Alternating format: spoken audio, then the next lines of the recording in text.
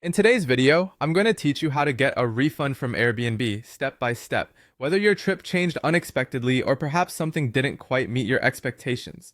Knowing how to get a refund can really save you some stress. Let's walk through the procedure and ensure the process is as smooth as possible. To begin, the best place to start is by heading over to the Airbnb Help Center. You can access this via the Airbnb website or app and simply type refund into the search bar for quick access. Here, you'll find comprehensive guidance on all matters related to refunds, so it's a good spot to get familiar with. Now, when we talk refunds, it's essential to know that they're issued back to your original payment method.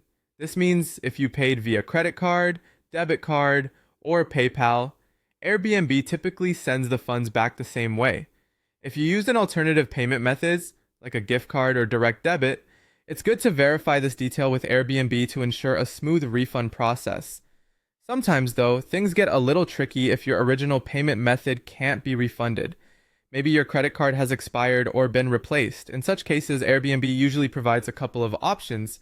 They might issue the refund via an Airbnb coupon or suggest an alternative method. Be sure to reach out to Airbnb support for personalized instruction if this is your situation. Another point to consider is the timeline. If you cancel your reservation within 24 hours of booking, you're usually within the window to receive a full refund depending on the host's cancellation policy.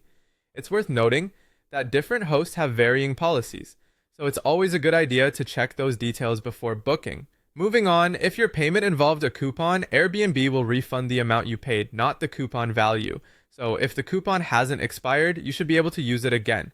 In the event that you paid with booking credit, the refund will generally be restored to your booking credit balance for future use. Understanding these nuances can help set your expectations up front and plan accordingly.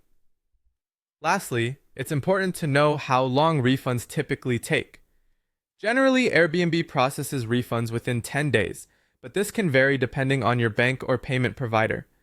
For the most accurate information, always double check with Airbnb and keep an eye on your account statement to track the progress.